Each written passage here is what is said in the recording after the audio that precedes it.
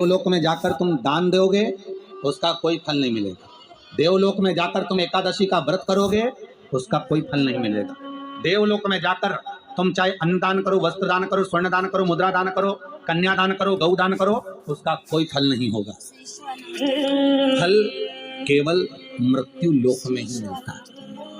तो यमुना जी ने पूछा अपने ताप्ती से, और ताप्ती के साथ संध्या देवी से, और सूर्य नारायण की साक्षी थी। आज पहली बार यमुना मैया मुख से शब्द निकाल कर कहती है, पिताजी मैं अगर शंकर की पूजन करूंगी तो मुझे फल मिलेगा क्या देवलोक में? अरे किस्मत वाले हो, मृत्यु लोक में रहने वाले। इस पृथ्वी पर जन्म अगर तुम्हारा हुआ है तो तुम किस्मत वाले हो। इस भूमंडल पर अगर आप पैदा हुए तो किस्मत वाले हो। सूर्य नारायण भगवान के शब्द सुनिएगा कि सूर्य नारायण भगवान क्या कर रहे हैं। सूर्य देवता कहते हैं, सुन यमुना ए कालंदी ऐ यमुना, सुन यमुना ए संध्या की पुत्री, ए भास्कर की पुत्री, सुनो। इस देवलोक में चाहे तुम उपास कर लो, दान कर लो, पुण्य कर लो, सत्कर्म कर लो, उसका कोई फल तुम्हें नहीं मिलेगा। अगर तुम्हें फल चाहिए तो तुम्हें मृत्यु लोक में जाना पड़ेगा। तो यमुना जी बोली, पिताजी मैं मृत्यु लोक में जाऊंगी और वहां अगर मैं तप साधना करूंगी तो मुझे फल मिलेगा? क्यों नहीं मिलेगा? मृत्यु लोक की भूमि केवल एक ऐसी भूमि है। देवलोक में देवता बसते हैं, मृत्यु लोक में महादेव बसता है। मृत्यु लोक की भूमि केवल एक ऐसी भूमि है जहां पर अगर व्यक्ति थोड़ा सा भी भजन करता है, पुण्य करता है, दान करता है, सत्कर्म करता है, नाम जाप करता है, तो उसका किया गया फल उसको तुरंत प्राप्त हो जाता है। कथा के दूसरे दिन की कथा याद करिए। आपको कहा था एक व्यक्ति इतना कंजूस था, उसने केवल कचरे का दान दिया था, और सांप अंदर आ रहा है और वो कचरा उसको रोक रहा है। हमारा किया गया दान, हमारा किया गया पुण्य, हमारा किया गया सत्कर्म, हमारा किया गया भजन, हमारे द्वारा किया गया गौ माता को दान, हमारे द्वारा किया गया मंदिर निर्माण में दान, हमारे द्वारा किया गया वृद्धजन को दान, हमारे द्वारा किया गया ब्राह्मण भोज को दान, हमने जो दान करा, चाहे कन्या को, गौ को, जिस रूप में दान करा, हमारा करा दान हमारे सामने आकर एक ना एक दिन खड़ा जरूर होता है। चाहे तुम्हारे को वेंटिलेटर पर ले जाकर भी अगर पटक दिया जाए तो तुम्हारा किया गया दान वहां भी आकर खड़ा हो जाएगा और वेंटिलेटर से उठाकर वापस घर पर लेकर आ जाएगा। ये वो दान, वो सत्कर्म, वो पुण्य तुम्हारे सामने आएगा, कोई दूसरा नहीं।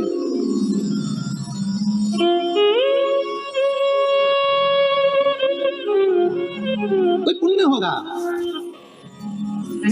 जो जिस चीज का दान करता है उसके सामने आ जाता है। जो जिस चीज का दान करता है। गरुड़ पुराण का एक संवाद याद करो कि हो सकता है हमारे द्वारा हम मकान बना रहे हो, कोई पेड़ काट दिया हो, कोई वृक्ष निकाल दिया हो, अपनी जगह बनाने के चक्कर में, अपना सुख देखने के चक्कर में ना जाने उस ऑक्सीजन को हमने रोक दिया हो। तो आज हो सकता है ऑक्सीजन हमारे तक नहीं पहुंच पा रही है। खुद के भी तो कर्म भाव को फिर स्मरण किया जाए कि हो सकता है, तो भगवान से क्षमा मांगो, याचना करो उसके आगे कि हो सकता है मैंने पूर्व में कोई गलती करी होगी, पर मेरे नाथ हे शंभु, हे त्रिकालदर्शी, है कैलाशी, है विनाशी, कुछ ऐसी कृपा कर दे कि अब वो गलती नहीं करूंगा। हो गया, मेरे से गलती हो गई थी, मैंने हो सकता है पीपल का वृक्ष कटवाया हो, बेलपत्री का वृक्ष कटवाया हो, और भी आम के पौधे, ना जाने कितने बगीचे कटवाए होंगे, जब मैंने कॉलोनी काटी होगी, जब मैंने प्रॉपर्टी बनाई होगी, जब मैंने कुछ निर्माण करा होगा, ना जाने कितने ऑक्सीजन देने वाले इन वृक्षों को काटा होगा, तो उसका भाग हो सकता है मेरे कर्म में लिखा होगा, पर आज क्षमा मांगता हूं कि अब नहीं होगा। उस परमात्मा से भले पलंग पर पड़े हो पर क्षमा याचना कर लो, उससे मांगो क्षमा। वो पिता है और बाप हमेशा अपने बच्चे को माफ कर देता है, ये पक्का है। हो सकता है गलती हुई होगी तो मेरा शंभु, मेरा त्रिकालदर्शी, मेरा कैलाशी क्षमा भी कर।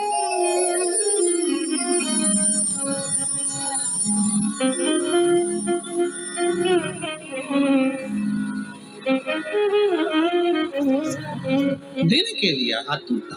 हो सकता है हमारा पुण्य, हमारा करा गया सत्कर्म, हमारा करा गया पुण्य हमारे सामने आता है, और हमारे द्वारा किया गया पाप कर्म भी हमारे सामने आता है। पाप कर्म भी हमारे सामने आता है।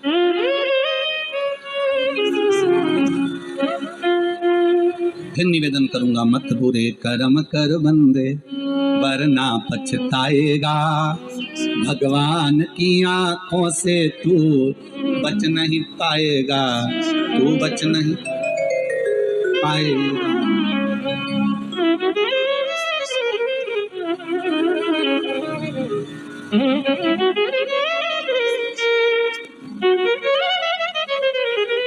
आज एक हमारे भुसावल महाराष्ट्र के एक शिष्य हैं, वो पुलिस में सर्विस करते हैं, ठीक है, तो रणवीर जी करके उनका नाम है। उन्होंने एक प्रश्न किया है व्हाट्सएप पर, प्रश्न बहुत सारे होते हैं, तो उन्होंने सीओ प्रश्न भेजा होगा, वहाँ से हमारे पास आया कि गुरुदेव जब इतनी बड़ी महामारी चल रही है, इतना बड़ा क्रम चल रहा है, उसके बाद में भी सब अपने अपने घर में बैठे रहते हैं, पर पुलिस वालों को बेचारों को बाहर लगाया जाता है। हम पुलिस में सर्विस करते हैं और हम कोई बाहर लगाते हैं, हर जरा सी भी समस्या होगी तो पहले पुलिस बाहर खड़ी होगी। युद्ध भी हो रहा है तो उन्हीं को लगाया जाता है, दंगा भी हो तो उन्हीं को आओ आगे, कोई हड़ताल भी करे तो उन्हीं को आगे रखा जाए, बीमारी भी है तो तुम ही आगे आओ। तो ऐसा हमारे साथ क्यों होता है? तो हमने उनको लिख कर भेजा है कि जब अमृत निकला था तो वो कलश जो था ना, उसका भाग अमृत तो सबने पी लिया था, पर जो खाली जो लोटा था ना वो तुम्हारे खाते में आ गया। और तुम्हारे खाते में जब खाली लोटा आया पर दुनिया के लोगों ने देख लिया कि लोटा इन्हीं की है मिला है, तो अमृत इन्हीं ने पिया, तो सबको लगता है कि इन्हें अमृत की रखा है इसलिए इनको आगे खड़ा कर दिया। वो लोटा तुम्हारे पास में है, भले अमृत दुनिया ने पिया हो, और लोटा तुम्हारे पास। तो दुनिया ये जानती है कि इन्हें अमृत तत्व को पी रखा है इसलिए इनको आगे रखा जाए। और विश्वास रखकर जब आप आगे बढ़ते हो, विक्रम जी हमने उनको कहा जब आप आगे बढ़ते हो विश्वास रखकर तो बाबा भी तुम्हारा साथ देता है, तुम घबराना नहीं। अगर महामारी में भी अगर आज आप सामने आकर सेवा दे रही है पुलिस प्रशासन, गवर्नमेंट, सरकार, डॉक्टर, सिस्टर, ये आधिकारिक जितने आगे आकर अगर सेवा दे रहे हैं तो आपका साथ देने वाला वो शंभू बैठा है, बस आप सत्कर्म करना, उसका ध्यान अच्छे से करना, उसका स्मरण, वो सुख देगा, वो आनंद देगा। तुम्हें स्वयं भगवान की अमृत नाम मिल गया है तो फिर क्या तुमसे क्या चिंता? सुख का भान हो, आनंद की अनुभूति हो। यमुना कर रही है कि मैं जाऊं। पिताजी अगर आप कहते हो कि पृथ्वी पर जाने पर ही फल मिलता है, देवलोक में करा हुआ कोई भी कर्म का फल नहीं है, पृथ्वी पर जाकर किए गए कर्म का फल है, तो मैं पृथ्वी पर जाना चाहती हूँ। भगवान सूर्यनारायण का तू पृथ्वी पर कहाँ जाएगी, किस जगह पर जाएगी और किसका भजन करेगी? तो सूर्यनारायण भगवान के सामने यमुना जी कहती है बस जिस शंकर की आराधना मेरे पिता करते हैं उस शंकर का अनुमोदन मैं करूंगी। किस लिए करेगी? बस मेरा जो स्वरूप है गोरा, मुझे श्याम बनाना है, श्याम के साथ में रहना है, तो मैं कहाँ जाऊं? भगवान सूर्यनारायण ने कहा मेरे ही द्वारा निर्मित है कालिंदगिरी पर्वत, मेरा ही एक स्वरूप। कौन सा पर्वत? क्या नाम था? कालिंदगिरी। कालिंदगिरी पर्वत मेरा एक स्वरूप है। यमुना जाओ भूमंडल पर, तुम वहां जाकर तब साधना करो। कालिंदगिरी पर्वत पर यमुना जी चली गई, 12 वर्ष की थी, तब साधना में जो लगी, ऐसी तब साधना करी शंकर भगवान की, ऐसी तब साधना करी, ऐसी तब साधना करी। शंकर भगवान आगे कालिंदी मांग तुझे क्या चाहिए? कालिंदी। यमुना जी कहती मेरा नाम यमुना है, शिव कह रहे नहीं तो कालिंदगिरी पर्वत पर बैठकर तब करिए, तेरा नाम कालिंदी होगा, बोल तुझे क्या चाहिए? यमुना जी कहती हैं बस इतना कर दीजिए कि मैं जिस शाम का भजन करती हूँ उसके जैसा कलर कर दीजिए।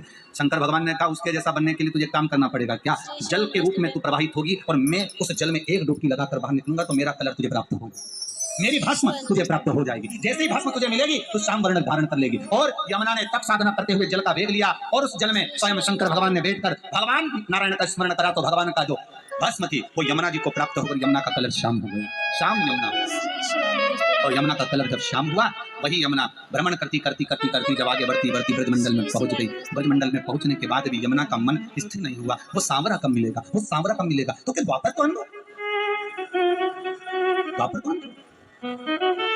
ये कब की कथा है? ये कथा कब की है? सत्ययुग की। अभी आने वाला त्रेता फिर आएगा द्वापर कौन दो, तो द्वापर आएगा तब तो कृष्ण आएगा, तब तक मैं ऐसे ही बहती रहूंगी जल वेग में। हाँ क्या चाहती हो बोलो? तो कहा जिस ब्रजमंडल में मेरा सांवरा, मेरा सांवरिया, मेरा कृष्ण प्रकटेगा उस ब्रजमंडल में मेरा एक महल बनवा दो, मेरे ही जल के ऊपर, मैं उसमें बैठकर साधना करूंगी। यमुना के जल के ऊपर ही एक महल बनाया गया, उस महल में बैठकर यमुना 12 वर्ष की कन्या जब तब साधना में लीन हो गई। कई युग निकल गए, कहते हैं सतयुग गया, त्रेता गया, द्वापर आ गया और यमुना उस कक्ष से, उस कुंज से, उस कमरे से, उस भवन से बाहर नहीं निकली। यमुना तप करती रही और आखिरी में जब को सूचना मिल गई कि सांवरा प्रकट होकर मेरे घाट के नजदीक में आ गया, पहली बार जब ठाकुर छोटी सी अवस्था धारण कर कर बाहर आए तो वही उस कुंज में, उस भवन में प्रवेश कर गए और यमुना जी का हाथ पकड़ा और भगवान कृष्ण खुद यमुना को निकालकर उस भवन से बाहर लेकर आ गए। यमुना को देखकर सांवरिया बोले तू तो मेरे जैसी दिखती है, मेरा स्वरूप तुझे मिला, तू मेरे जैसी दिखती है। यमुना चरण पकड़ लेती है, कहती है नाथ बस मैं आपकी ही होना चाहती हूँ। भगवान ने कहा चिंता मत कर, अभी नहीं, जब मैं बड़ा हो जाऊंगा, मथुरा छोड़ दूंगा, जब मथुरा से जाऊंगा तब कालिंदी तुझे लेकर द्वारका जाऊंगा, तुम मेरे साथ चलना, मेरी पटरानी बनकर देखना। जब तक अटखेलियां यही करेंगे, यही विराजेंगे, सहजता नहीं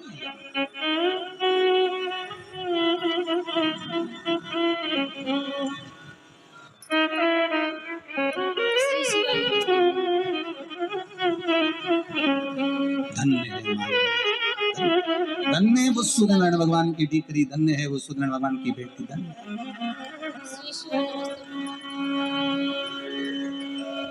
धन्य साधारण भगवान की अविरल भक्ति का स्वरूप। श्री शिवाय नमस्ते। भगवत स्मरण का जो सुख का भाग कहा गया वो साधारण नहीं हो सकता। श्री शिवाय नमस्ते। शिव महापुराण की कथा कहती है, श्री शिवाय नमस्ते। भगवान शंकर का चरित्र वर्णन करता है। श्री शिवाय कल कथा जो चल रही थी उसमें अपन ने एक व्याख्यान सुना था मंथन का। उस मंथन में श्री शिवाय विष निकला तो शिव को मिला, अमृत निकला तो देवताओं को मिला, और देवता अमृत पाने के बाद भी श्री शिवाय नमस्ते। उनकी अभिमतता इतनी बढ़ गई थी कि वो भगवान शंकर के सामने खड़े होकर कहते हैं कि आपने विष पिया तो कौन सा बड़ा काम किया। श्री शिवाय नमस्ते। देखिएगा जरा संबोधन देखिएगा। जब धन का मद आ जाता है, जैसे श्री शिवाय बाणासुर के पास आ गया,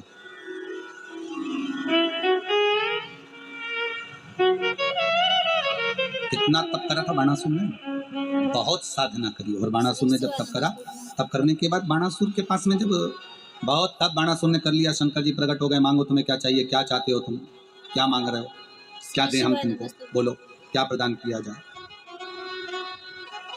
हम तुम्हें क्या दे सकते हैं, बोलो। बाणासुर ने कहा अगर आप हमें देना चाहते हैं तो हमारे हजारों हाथ कर दीजिए। शिव जी ने कहा ठीक है, हजारों हाथ दे दिया। अब हजारों हाथ मिल गए तो बाणासुर जहां युद्ध करने जाते वहां विजय होकर आ जाते। बाणासुर को लगता कि बताओ मेरे इतने हाथ, आपको कोई मेरे से युद्ध करना ही पसंद नहीं करता। हाथ खुजाते बाणासुर के, तो एक दिन शंकर जी के पास ही पहुंच गया। शंकर जी से बोला भोलेनाथ भोलेनाथ, शंकर जी बोले बोलो क्या बात है, आप फिर वापिस आ गए, तुम क्या मांगना चाहते हो। मांगना नहीं है, आपके साथ युद्ध करना है। शंकर जी ने पूछा मेरे साथ युद्ध काय को। तो बाणासुर कहते हैं आप मेरे इतने हाथ देखकर कोई मुझसे युद्ध नहीं लड़ता, सब मेरे सामने हार जाते हैं। अब मेरे से कोई युद्ध लड़ने वाला चाहिए, तो युद्ध लड़ने वाला कोई दूसरा नहीं, तुम मेरे सामने युद्ध करने आओ। श्री शिवाय नमस्ते। शंकर भगवान बैठे थे, पार्वती मैया की आंखों में अश्रु बन गए। श्री शिवाय नमस्ते। माँ जगत जननी जगदम्बा रो पड़ी। शिव जी ने पूछा पार्वती तू क्यों रो रही है। पार्वती जी कहती है आप कहते थे कि बाणासुर तो मेरा शिष्य है, बाणासुर तो मेरा गण है, बाणासुर तो मेरा द्वारपाल है, और ये बाणासुर तो हाथ सामने आकर कह रहा है कि तुम युद्ध लड़ो, मेरे को तुमसे युद्ध लड़ना है। पार्वती चिंता मत कर, चिंता नहीं करना, श्री शिवाय नमस्ते। अपने को टेंशन नहीं लेना, हो है कि चिंता करना। श्री शिवाय नमस्ते। जरा जरा सी बात में तू रोने बैठ जाती है टेंशन लेकर। अब नारी का स्वभाव है, स्त्री है। श्री शिवाय नमस्ते। आप में भी कई माताएं ऐसी होंगी, जरा सी बात टेंशन आ जाए तो रोने बैठ जाए बेचारी, फिर टेंशन आ जाती है। अब नारी का स्वभाव है, उसको हो जाता है ऐसा भाव प्रकट हो जाता हो गए। श्री शिवाय नमस्ते। क्यों रो रही है, बस श्री शिवाय नमस्ते। आप जान तो रहे हो प्रभु कि वो बाणासुर आपको ललकार रहा है, तो ललकारने दे, श्री तो क्यों चिंता करती है। बाणासुर ने फिर आवाज लगाई, हे भोलेनाथ क्या मुझसे डर गए। शंकर भगवान बाहर नहीं निकले तो स्वयं भगवान विष्णु को क्रोध आ गया, और भगवान विष्णु आकर भगवान शंकर से कहने लगे आप इससे भय खा रहे, आप इससे डर रहे। शिव जी बोले मैं इससे डर नहीं रहा, मैं इससे भय नहीं खा रहा हूं, मैं डरा नहीं हूं इससे, हो मैं डर नहीं रहा हूं उससे। तो फिर आप युद्ध करने क्यों नहीं जाते, जाओ युद्ध करने के लिए। शंकर भगवान बोले बात इतनी सी है कि अगर श्री शिवाय नमस्ते। जिस बेटे को मैंने एक महल बना कर दिया, उस बेटे के महल को बाप कैसे तोड़ सकता है।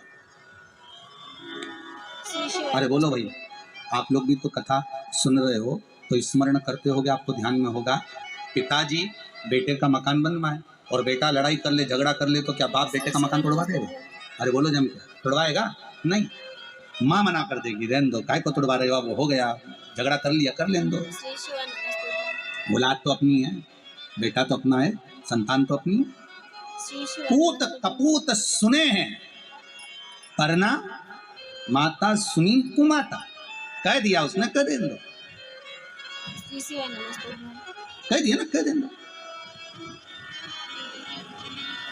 भगवान विष्णु कह रहे हैं तो आप उससे डर रहे हो, नहीं डरने वाली बात नहीं है, तो फिर क्या चाहते हो।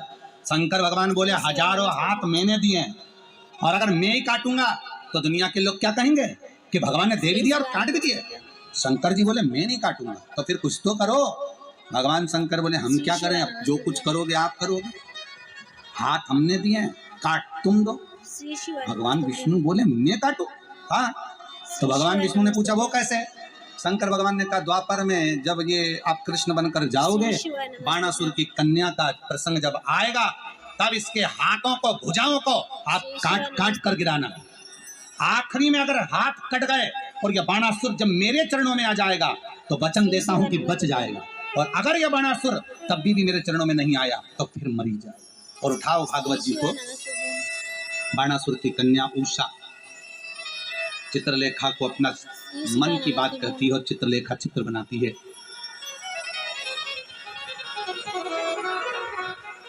शिवाय नमस्तुभ्यं। और वो अनिरुद्ध का जब चित्र निर्माण करती है वो कहती है मुझे यही चाहिए। शिवाय नमस्तुभ्यं। बंदी बनाया जाता है भगवान कृष्ण के पोते को, शिवाय नमस्तुभ्यं। और युद्ध प्रारंभ होता है। शिवाय नमस्तुभ्यं। बाणासुर जब चले तो शंकर भगवान से कहा आपने वर दिया था मुझे, जब कहीं युद्ध करने के लिए जाओगे तो शंकर भी तुम्हारे साथ युद्ध करने जाएगा, आप मेरे साथ युद्ध करने चले। बाणासुर का भगवान शंकर बोले कि मैंने एक बात कही थी याद कर, युद्ध तो करूंगा पर युद्ध के मैदान में अगर मेरा रथ खंडित हो गया तो मैं युद्ध नहीं लड़ूंगा, मैं चलता हूं युद्ध करने के लिए। शंकर भगवान तो बाणासुर कहते किसकी हिम्मत जो आपके रथ को खंडित कर दे, चलिए। भगवान ने नंदी को बुलाया और रथ पर भगवान शंकर चढ़ गए, इधर बाणासुर चढ़ गए। जो सामने रथ पहुंचा तो सामने द्वारकाधीश, बलराम, अर्जुन सब थे, इधर शंकर भगवान बाणासुर थे, उधर द्वारकानाथ हंस दिए भगवान शंकर को देखकर, शंकर भी मुस्कुरा दिए द्वारकानाथ को देखकर कि वाह प्रभु आज आप मेरे सामने युद्ध करने आए हो। शंकर भगवान बोले युद्ध करने नहीं आए, पुरानी हिसाब किताब करना है, हाथ तुम्हारे हाथों से कटवाना, हाथ हमारे हाथों से। हाँ, परंतु दिक्कत एक ही है ना प्रभु, बाणासुर ने कहा है आप मेरी ओर से युद्ध लड़ोगे तो आपको तो लड़ना पड़ेगा। तो शंकर भगवान बोले तुम काय को चिंता करते हो द्वारकानाथ, अगर इधर शंकर है तो उधर भी शंकर है। तुम जो रथ लेकर आए हो वो अर्जुन का है, और अर्जुन के रथ पर जो ध्वजा लगी उसमें हनुमान बैठा है, और हनुमान मेरा ही प्रतीक है। चतुर्थ तुम्हें करना है।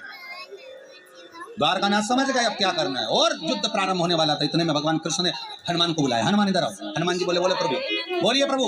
हनुमान जी इधर आओ जरा। हनुमान जी बोले बोलो ना, राम अवतार में तुमने बहुत साथ दिया हनुमान, अब मुझे कृष्ण अवतार में साथ चाहिए। जी प्रभु बोलो क्या करना पड़ेगा? कुछ नहीं करना, राम अवतार में तुमने खूब युद्ध लड़ा, अब की बार युद्ध नहीं लड़ना। अब युद्ध नहीं लड़ना तो फिर क्या करना है? बस अष्ट सिद्धि नवनिधि के दाता, असबर दीन जानकी माता, राम रसायन तुम्हारे पासा। एक रसायन तुम्हारे पास में है, वो भगवान के नाम का है। तुम ऐसी बुद्धि के देव हो, तुम ये बताओ कि शंकर भगवान का रथ कैसे टूटे? तो हनुमान जी बोले इतनी सी बात, इतनी सी बात 2 मिनट में टूटेगा। वो कैसे? द्वारकानाथ ने पूछा। हनुमान जी बोले आप मुझे आज्ञा दो मैं भौरा बन जाऊं। भौरा? हाँ,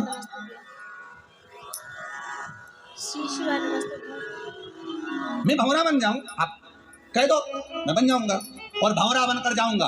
शंकर भगवान का जो पहिया है रथ का, उसमें जहां कीला लगा है उस कीले के अंदर घुस जाऊंगा, कीले की पिन को धीरे धीरे धीरे धीरे कर कर निकाल दूंगा, और कीले की पिन जैसी निकलेगी और शंकर जी रथ दौड़ाएंगे, पहिया टूट जाएगा, रथ खंडित, शंकर जी युद्ध ही नहीं लड़ेंगे, खत्म काम।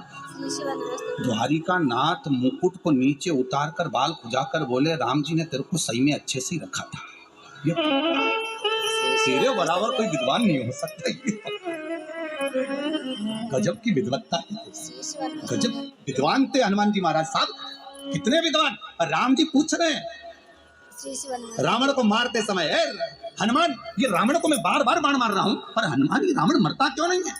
तो हनुमान जी विभीषण से पूछे क्यों रे, तूने बताया था नाभि में अमृत है और अमृत को सुखा दो और मर जाएगा रावण। तो अमृत तो भगवान ने 3-4 बार सुखा दिया, फिर भी तो नहीं मर रही है, ये मरेगा कब? विभीषण बोले भैया हमको तो इतना ही मालूम था कि इसकी नाभि में अमृत और नाभि का अमृत सूखेगा, कोई वरदान मांगा तो यही मांगा था नाभि का अमृत सूखेगा तो मरेगा। तो विभीषण तू सही बता, तू हमारे साथ में चाल तो नहीं चल रही है? तो उस पार्टी का और उस पार्टी में मिल के और सब काम खत्म कर दिया। भाई व्यक्ति कब पार्टी चेंज कर दे इसका कोई भरोसा नहीं, और वो भी आज के जमाने में तो कब पार्टी चेंज हो जाती मालूम नहीं पड़ता, कौन सी पार्टी का व्यक्ति कौन सी पार्टी में। और चुनाव का माहौल चल रहा है, बिल्कुल ध्यान रखना है बाबा, पार्टी चेंज होने में देरी नहीं लगती, आदमी इधर से उधर कब कूद गया। किसी ने पूछा पहले तो लोटे बनते थे तो उसमें पेंदी होती थी, आजकल तो बिना पेंदी के, तो क्या लोटे में पेंदी नहीं और लोगों में भी पेंदी नहीं है, कब लुढ़क जाए मालूम ही नहीं पड़ेगा। तो पार्टी कब चेंज कर दे। तो हनुमान ने विभीषण से पूछा तू सही बता ईमानदारी से कि तू हमारी ओर है कि वो रावण की ओर है। विभीषण हनुमान जी से बोले कि सौगंध खा के कहता हूँ मैं तुम्हारी ओर। हनुमान जी ने पीछे पलट के देखा तो रावण के रिश्तेदार तो नहीं है, नहीं तो इशारा कर रहा हूँ कि मैं तुम्हारी ओर हूँ, उंगली इधर कर दे थोड़ी सी कि मैं तुम्हारी ओर हूँ। हनुमान थे बड़े बहुत विद्वान थे। जब हनुमान जी ने लंका में आग लगाई थी ना, तो आग लगाने पर मेघनाथ को गुस्सा आ गया और मेघनाथ ने इशारा करा मेघों को जल वृष्टि करो। हनुमान जी ने भी घूर के देख लिया, एक मत कर देना। तो ऊपर से मेघनाथ जब जल को बुला रहा, क्योंकि मेघों का नाथ था, उसको आज्ञा थी कि अब मेघों को कहीं पे भी ले जा सकता है, तो पानी बुलवा रहा था। हनुमान जी ने जो इशारा करा तो बादल ऊपर से बोले मेघ देवता प्रभु हम मेघनाथ की सुने कि तुम्हारी सुने। हनुमान जी बोले सुनो उसी की, पर पानी के टैंकर में पेट्रोल भर के लाओ।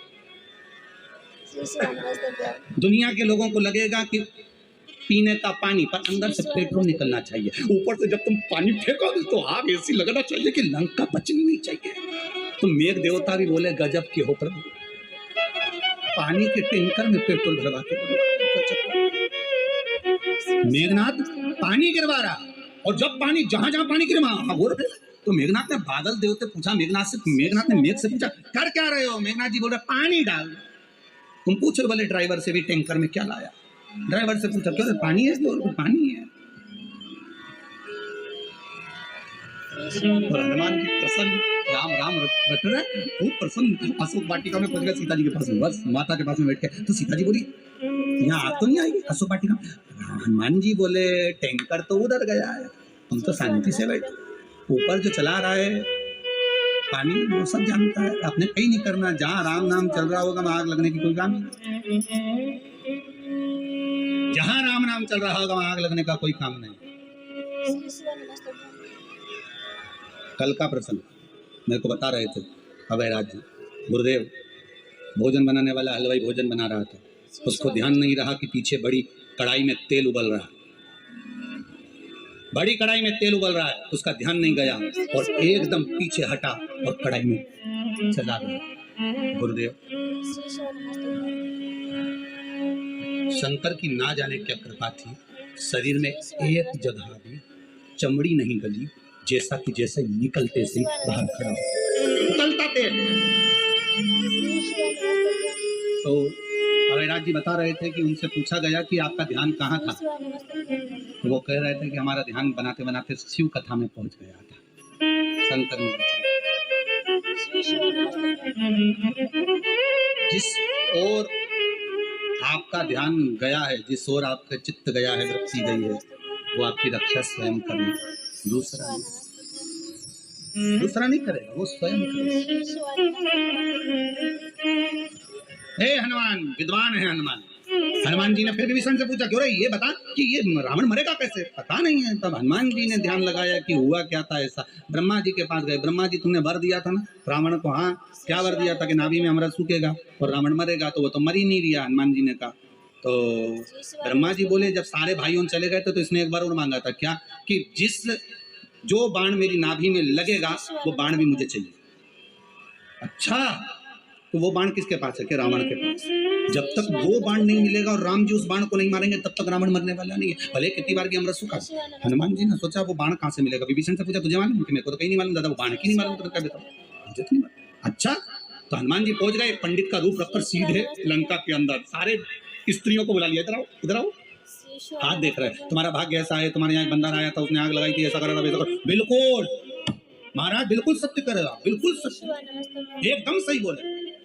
और साहब बताते बताते बताते बताते मंदोदरी को मालूम पड़ गया। मंदोदरी बाहर आ गई, मंदोदरी ने हाथ दिखाया मेरा भाग्य बता दो। हनुमान जी बोले तेरे भाग्य में तू ही है कि ऐसी जो तेरे पति को बचा कर रखी है, नहीं तो अभी तक तो तेरा पति भी मर जाता। मंदोदरी बोली बिल्कुल सत्य बोला महाराज, मैं एक ऐसी हूँ जो पति को बचाई, तेरे पास में कुछ ऐसा रखा है जिससे तेरा पति बचा है। मंदोदरी बोली महाराज बिल्कुल सत्य कहा, मेरे पति ने तब करा था, एक बाण लेकर आए थे, वही बाण मेरे पति की नाभि में जाएगा तुम मरेगा, परंतु वो बाण तो मैं जिस कमरे में सोती हूँ उसके खंबे में मैंने चुनवा दिया। हनुमान जी टूट पड़े और अंदर जाकर खंबा गिरा दिया, गिराकर बाण को निकाला, राम जी को ले जाकर दे दिया। प्रभु निपटा, अब भी निपटा। एक मिनट की देरी मत करना राम जी। और राम जी ने बाण साधा और रावण मर गया। हनुमान जी जैसे बाण ला कर दिए, विभीषण तो चक्कर में पड़ गया। विभीषण बोले ये बताओ राम जी, ये हनुमान है कि और कुछ है? राम जी बोले जानते नहीं हो, शंकर का ये अवतार है, जो कोई नहीं जानता वो आंख बंद करके शंकर सब जानता। ये सबसे बड़ा ज्योतिष है, त्रिलोकी का नाथ। कितने लोग? त्रिलोकी का नाथ, त्रिकालदर्शी, कैलाशी, अविनाशी, शंभु, सबसे ऊपर बैठता है, सबसे ऊपर। श्री शिवाय नमस्तुभ्यं। साथ देते हैं। हनुमान जी से कहा जाओ भंवरे का रूप लगकर जाओ। हनुमान जी भंवरे का रूप लगकर गए और वो कीले वाली जगह पर हनुमान जी भंवरा बनकर गए और कीले को निकाल दिया। और इतने में बाणासुर बोला आक्रमण। जैसे आक्रमण का तो पहिया टूट गया। शंकर जी बोले हर हर महादेव, अब हम तो युद्ध लड़ेंगे नहीं, हम चले हमारे घर। बाणासुर बोले तुम युद्ध नहीं लड़ोगे तो कौन लड़ेगा? और युद्ध प्रारंभ होना था। बाणासुर ने तो इतने हाथ थे बाणासुर के, चरणों में पड़ गया शंकर भगवान के कि मैं समझ गया आप मेरा अभिमान चूर करना चाहते थे ना, मैं समझ नहीं पाया था। ये हाथ मुझे अब नहीं चाहिए, आप ले लो आपके हाथ। शिव जी बोले हाथ भले तुम्हारे पास रखो पर अभिमान के शब्द मत बोलो। अहंकार में तीन गए, धन भय भवर वंश, ना मानो तो देख लो रावण कौरव कंस। ये तीनों अहंकार में चले गए। ये अभिमत्ता अगर मनुष्य के वृत्ति में रहेगी, श्री शिवाय नमस्तुभ्यं। श्री शिवाय नमस्तुभ्यं। ये अभिमत्ता रहेगी तो अहंकार में तीन गए, धन भय भवर वंश, ना मानो तो देख लो रावण कौरव कंस। तीनों अहम में श्री शिवाय नमस्तुभ्यं। श्री शिवाय नमस्तुभ्यं। भगवान शिव का एक अवतार है यक्ष अवतार। श्री शिवाय नमस्तुभ्यं। कौन सा अवतार है? यक्ष। कब लिया था? केवल अहंकार तोड़ने के लिए। श्री शिवाय नमस्तुभ्यं। और यही जो अमृत पी गए हैं देवता, और ये शंकर जी के सामने जाकर खड़े होकर कहते हैं हमने अमृत पिया है, हमने अमृत पिया है, आप अगर विष पी गए तो क्या होगा? देखो देवता कौन है? बच्चे। शंकर कौन है इनका? जम के बोलिए, पिता। कभी कभी ऐसा मौका लग जाता है, जरा ध्यान देना, कभी कभी बच्चे माँ बाप के सामने खड़े होकर कहते तुमने हमारे लिए क्या किया? श्री शिवाय नमस्तुभ्यं। और माँ बाप कह दें कि हमने पढ़ाया, इतना पैसा खर्च करा तुम्हारे लिए, इतनी नौकरी तुम्हारी लगवाई, सब कुछ करा। हाँ तो ये तो सब माँ बाप करते हैं। श्री शिवाय नमस्तुभ्यं।